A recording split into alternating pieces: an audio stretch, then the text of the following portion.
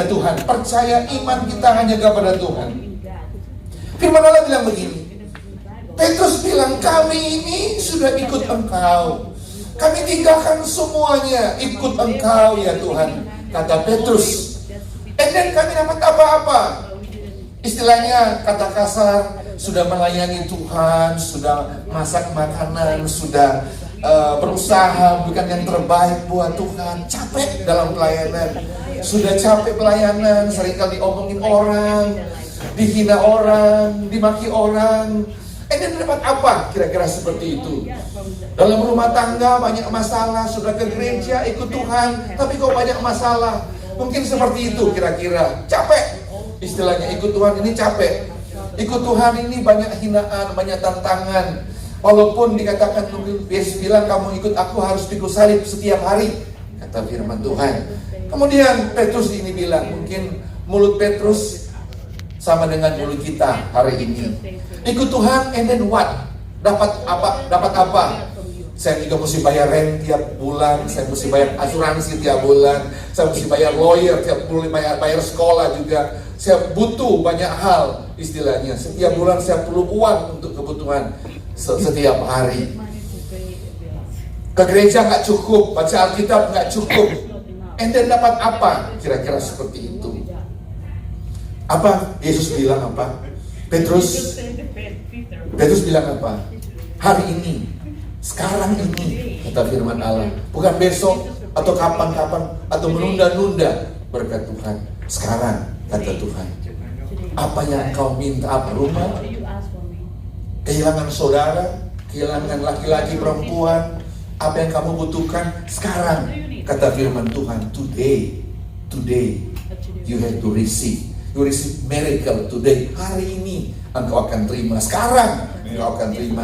Sekalipun engkau mengalami banyak tantangan, penderitaan, kata firman Allah.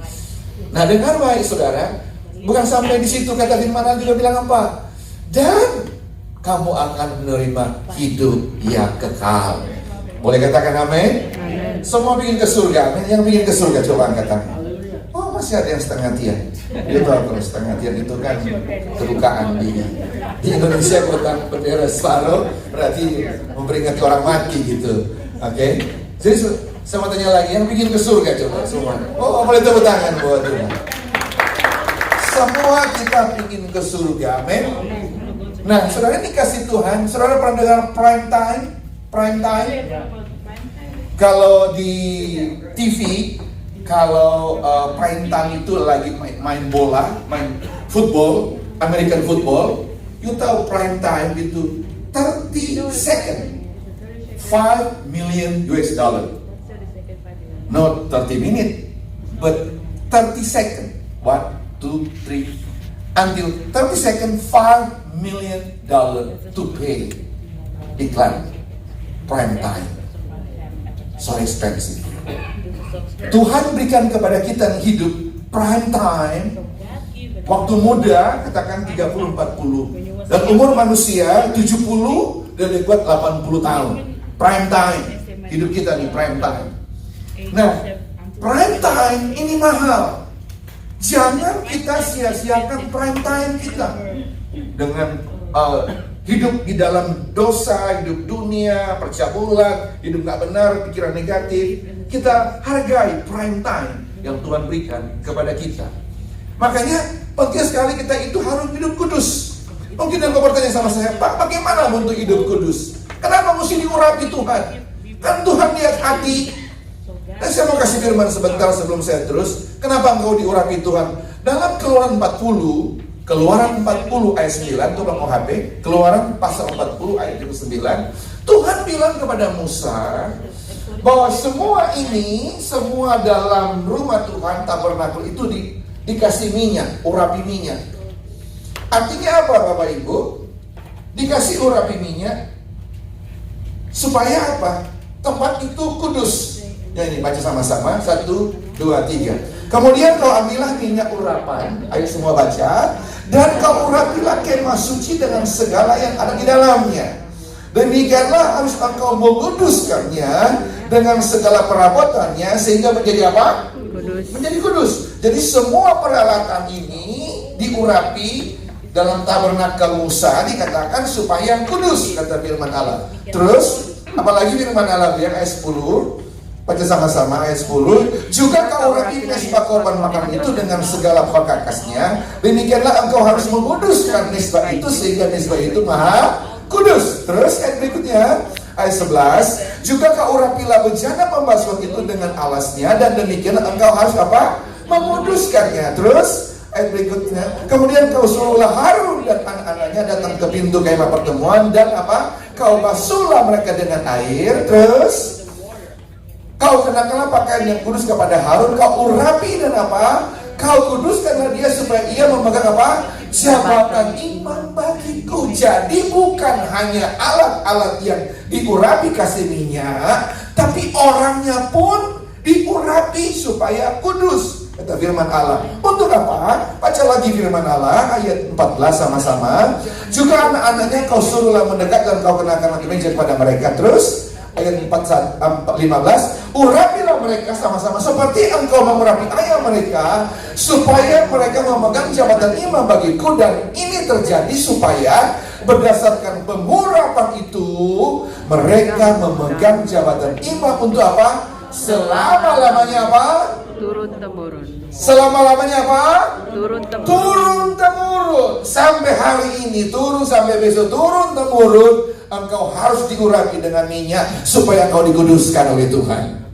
Boleh katakan amin? Amin. Itu gunanya kita adakan pengurapan.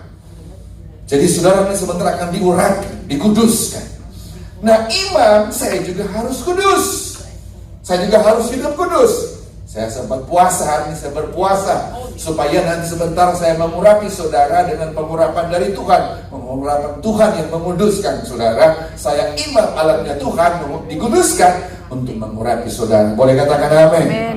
Nah, berdasarkan pengurapan itu engkau diberikan hikmat, diberikan kemampuan, berdasarkan kekuatan, boleh mengikut Yesus, mengikut Tuhan.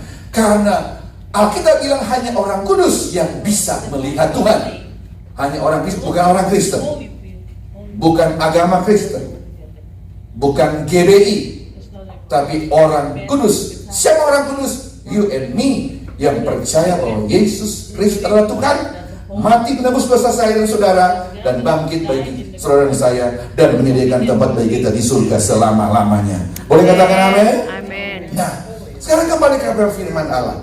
Jadi Petrus itu bilang sama Yesus, sekarang sudah ikut, engkau dapat apa? Kemudian Tuhan kasih janji-janji. Oke, ini apa yang kau mau, aku akan berikan kepadamu. Bukan hanya di bumi ini, tapi hidup yang kekal aku berikan kepadamu, kata firman Allah. Nah, sekarang poin pertama yang ingin saya bagikan, dalam prime time ini apa yang harus kita perbuat? Number one, investasi. Invest your time, invest waktumu kepada Tuhan. Spend time, read the Bible, baca firman, layani Tuhan sungguh-sungguh, ikut Tuhan sungguh-sungguh, sekalipun dengan berbagai penderitaan, kata firman Allah. Dan biarlah engkau sampai pada garis akhir, sampai pada garis finish. Investasi. Nah, investasi ini saya mau bagikan kepada saudara supaya saudara, time ini mahal betul. Kenapa tadi saya bilang, saya mohon maaf saya ini terlambat? Karena saya punya waktu itu benar-benar begitu mahal. Saya sebentar lagi habis ini ke hotel untuk persiapan untuk ulang tahun gereja yang ada di San Gabriel.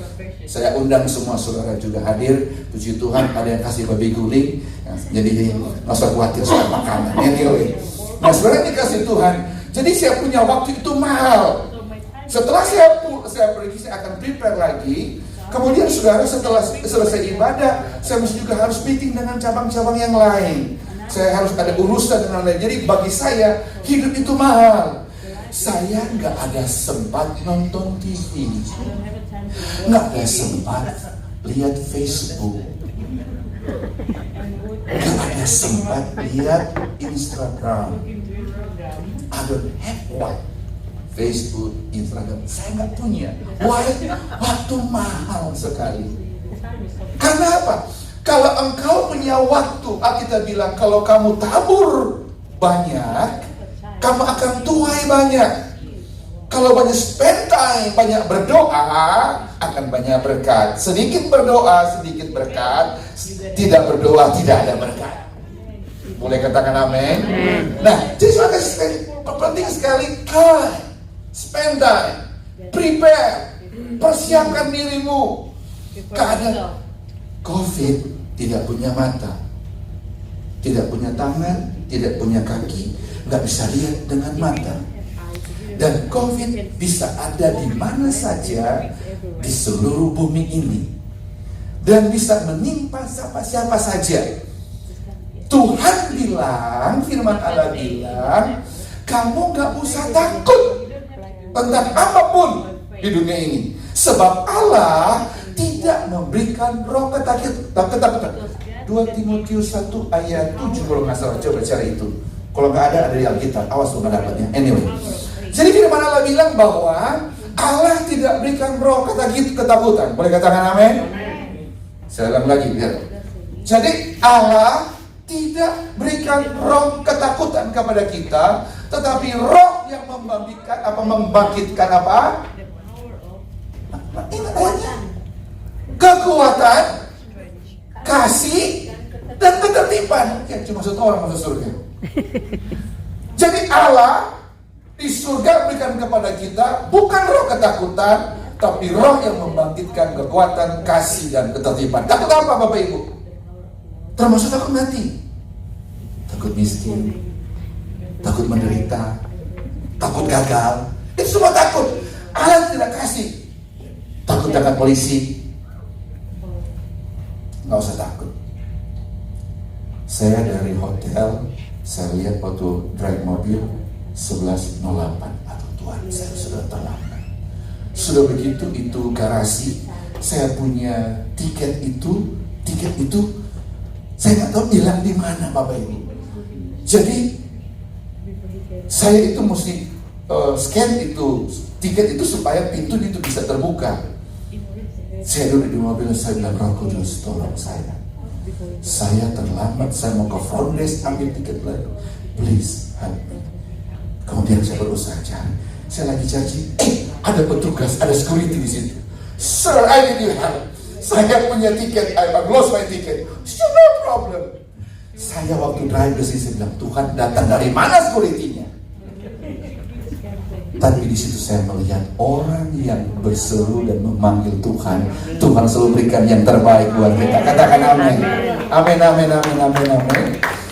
Kemudian pas saya lihat lagi, saya bilang, 11.08 sekarang saya itu mesti sudah 11.10, 11.10, 11.14.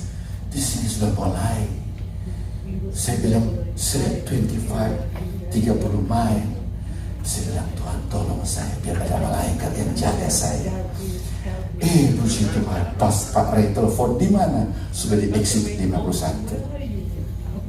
Jadi kira-kira yang drive mobil siapa itu? Pendeta. Hanya pendeta boleh ya, saudara nggak boleh. Anyway, saudara yang dikasih Tuhan. Jadi kita mau belajar sendiri bahwa penting sekali waktu kita berikan yang tepat. Dan kedua adalah tabur waktu, tabur kesempatan, ya. Atau kita apa yang kita tabur? Saya lupa ambil. Ada biji nggak di situ? Biji apa kayak buah? Nggak ada buah. Anyway, nanti sebentar saya kasih ilustrasi. Dan saudara, biji bisa ada pohon apel nggak? Cari pohon apel ya. Dia begitu seru dengan firman Tuhan sampai ini. Nah, biji apel. Oke, ini biji apel nih. Ini siap pohon apel. Saudara tahu biji apel masa depannya di mana? Biji apel masa depannya? Tanah. Dalam tanah. Boleh 50%. Di mana biji apel? Di mana dia punya masa depannya? Biji ini di mana masa depannya? Dalam buah apel, oke, 50. Bertumbuh. Bertumbuh, matahari, Ya. mati, 50. Di mana masa depan? Thank you. Disiramin. Thank you. Ditanam, Oh, disiramin. haleluya. Biji apel itu masa depannya di sini, Ya. di biji, bukan di tanah. Masa depan ini, masa depan apel itu di sini, ada di sini. Oke, baru ditanam.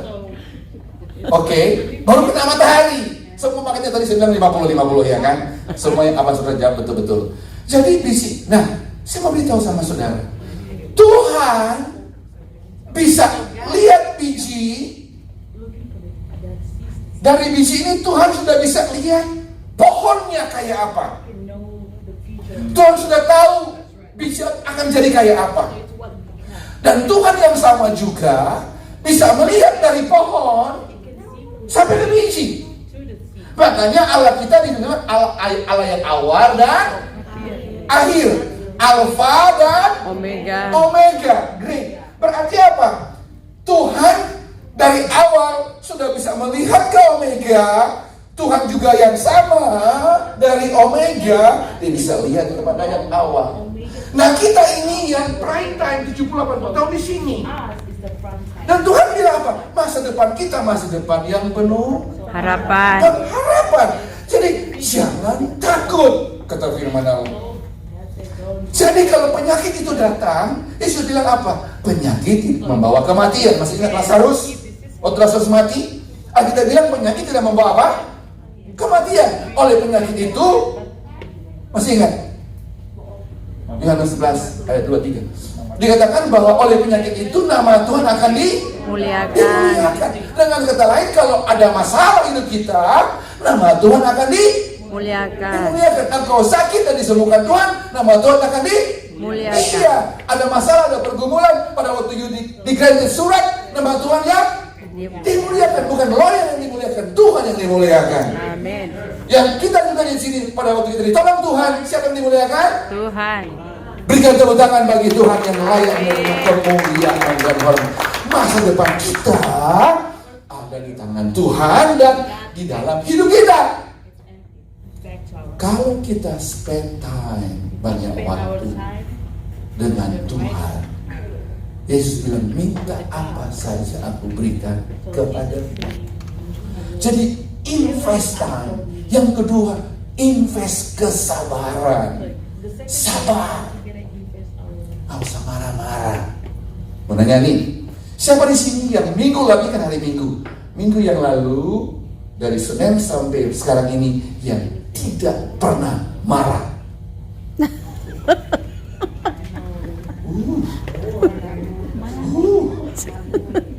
Ada orang, halo. Berarti apa?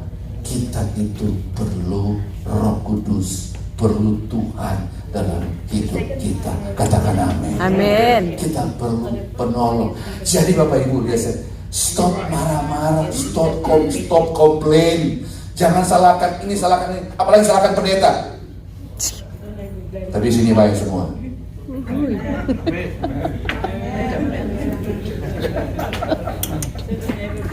Firman Allah bilang, jangan jamah hamba yang diurapi. Itu firman Allah. Kalau pendeta itu salah atau benar, biar pendeta itu berurusan sama bos. Boleh katakan amin? Amin. You gak punya hak untuk kata-katain hamba Tuhan. Hamba Tuhan siapa saja, di dalam negeri, luar negeri, di luar angkasa, jangan sampai. Boleh katakan amin? Biar dia berurusan dengan Tuhan. Tugas saudara ikut Tuhan sungguh-sungguh. Tapi Pak, dia kan sudah, bukan urusan lu. Begitu juga suami istri. Suami istri, dia saya baik-baik. Gak usah ribut tiap hari. Cuma salah makan minum, ribut. Cuma kasih tip lebih mahal, ribut. Ketawa tuh. Kasih ke restoran, Kamu kesini terlalu mahal. Cuma gara-gara tip $1 mahal, berantem di rumah, tau nggak?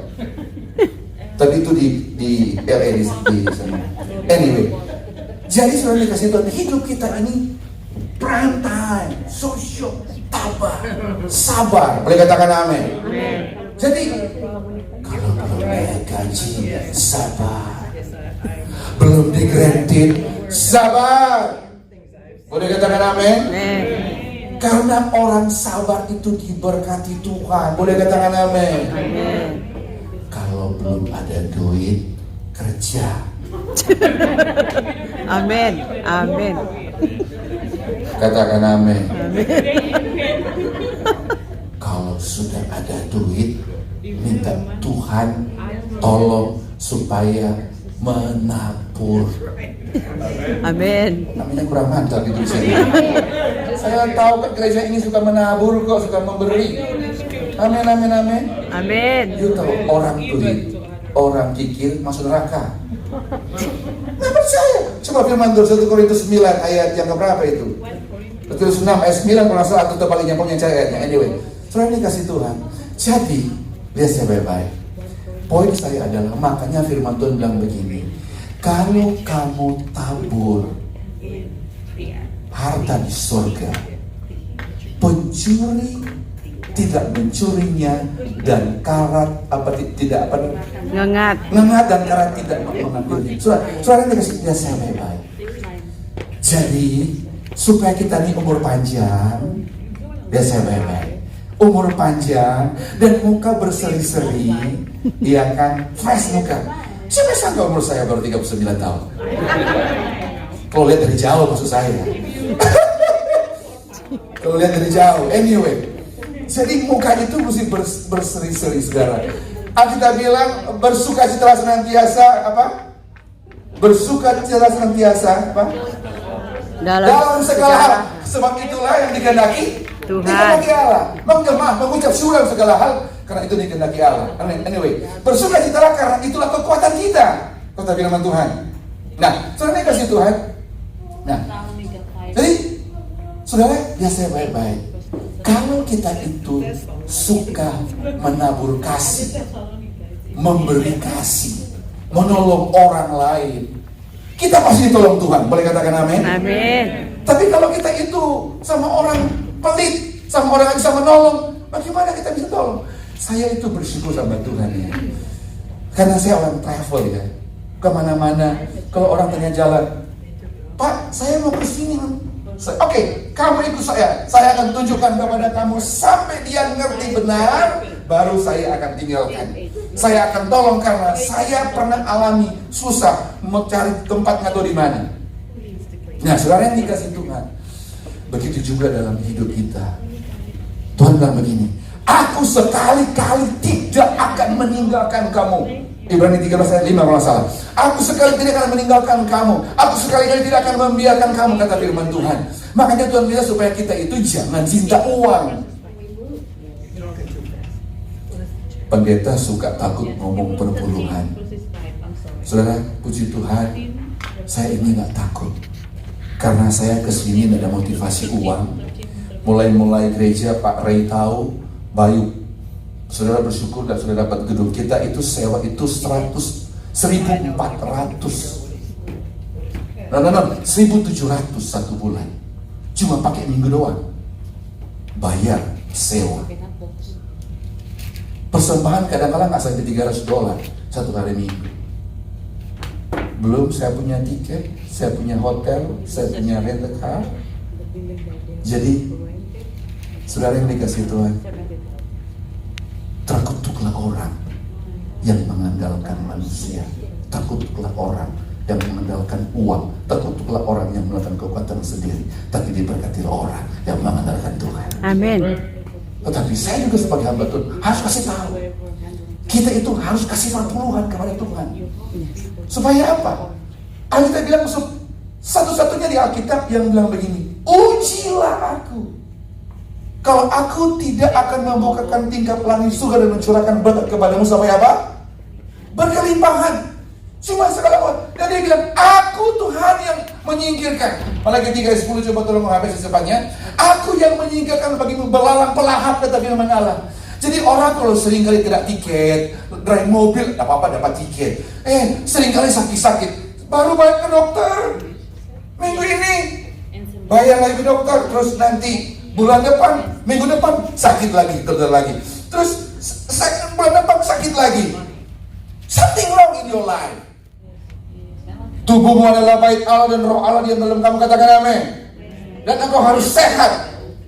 Kenapa? Tersinggung. Puji Tuhan, biar masuk surga. Nah, dibilang begini, supaya ada bersedia makan minum bangun dan ujilah, coba itu, ujilah aku, kata firman Allah. Kalau aku tidak apa, membuka bagimu tingkat langit surga dan mencurahkan berkat kepadamu sampai berlimpah. Terus apa lagi? Coba ayat berikutnya, ayat 11 sama-sama. Orang tuh lupa ayat 11, 12, 13. Aku akan menggadik bagimu belalang pelahap, supaya jangan yang bisa hasil tanahmu, dan supaya jangan pohon anggur di padang tidak berbuah bagimu. Firman Tuhan, supaya engkau ada kerjaan tiap hari, ada hasil tiap bulan.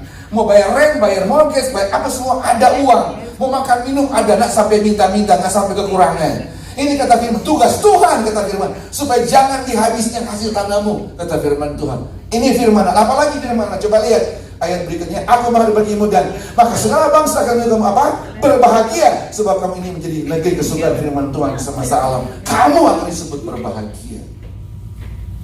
Orang yang happy, suka berbahagia, dia cukup apa adanya. Haleluya. Kami punya prinsip di gereja, Pak Ray juga tahu, hamba Tuhan itu harus rapi, kasih yang terbaik buat Tuhan. Rapi nggak perlu mahal, kecuali pendeta. Bercanda. Anyway, rapi, pakaian, jas semua rapi.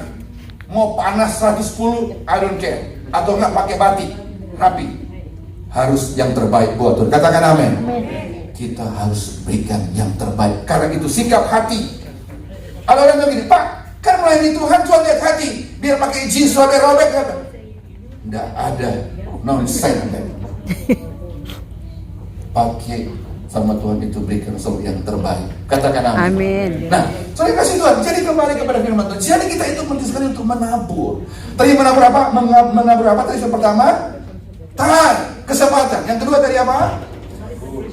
Menabur kesempatan. Yang kemudian kesabaran. Oke?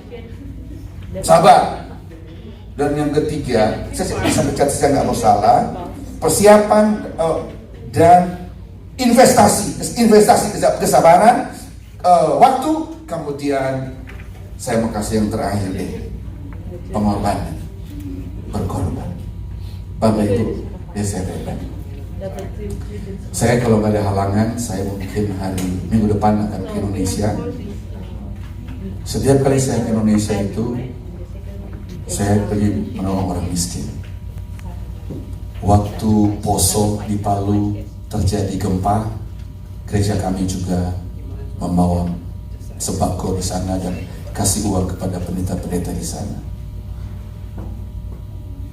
More than bukan uangnya ya, tapi cukup banyak. Ke Papua, kita ke Papua juga melayani di sana, ke NTT. Karena Alkitab bilang orang yang memperhatikan orang lemah, Tuhan akan menyembuhkan dia dari sakit.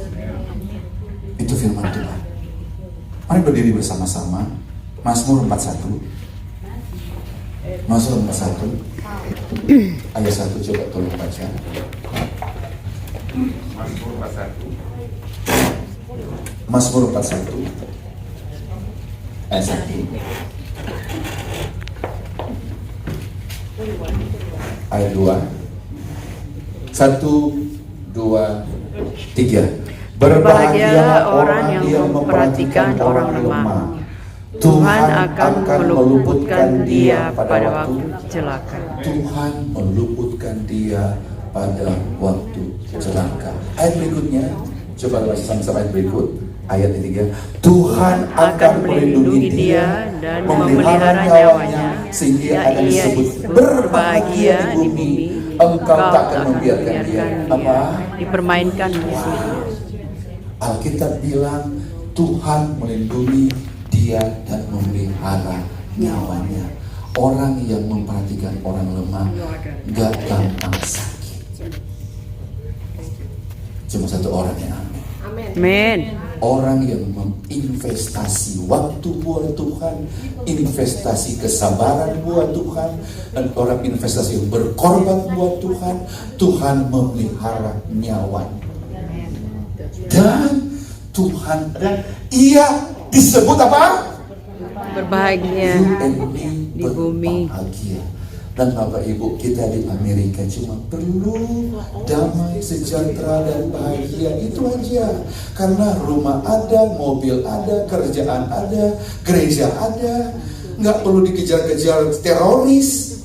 Kita ini semua karena anugerah Tuhan. Katakan amin. Jadi ini kunci untuk kita mendapat jawaban seperti Petrus tadi. Kata firman Allah, engkau takkan membiarkan dia dipermainkan. Sudah dilindungi dari celaka, memelihara nyawanya, nggak gampang sakit, kita ini berbahagia, dan engkau takkan membiarkan dia. Artinya apa? Tidak gampang orang itu ngomongin saudara, hina saudara, karena dia melihat saudara ada buah kasih, ada buah pertobatan, ada buah kebenaran. Dilihat saudara itu bukan bahwa saudara tidak juga minta-minta. Saudara itu diberkati oleh Tuhan. Dan terakhir coba lihat firman Allah ayat yang keempat. Pasti sama-sama dengan suara nyari. Tuhan membantu dia di rajanya waktu sakit. Di tempat tidurnya kau pulihkan sama sekali. Dari apa? Tepuk tangan lalu bagi raja kita disembuhkan, dipulihkan sama sekali dari sakit.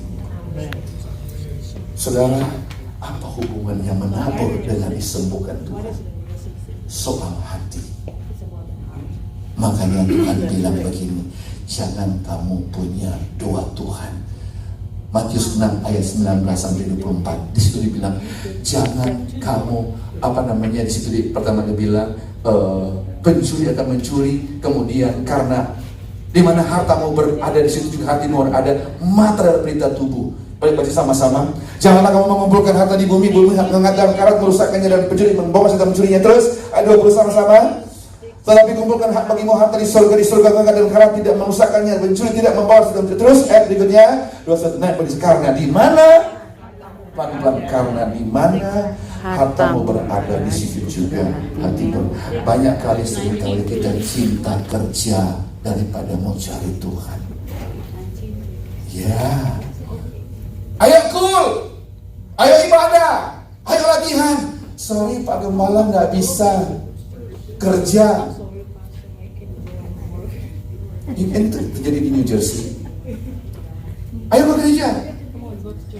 Saya punya klien sudah tua, jadi nggak bisa ke gereja. Saya mesti kurus dia, apalagi COVID.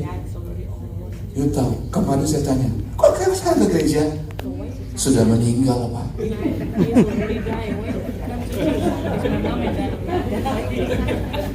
Artinya,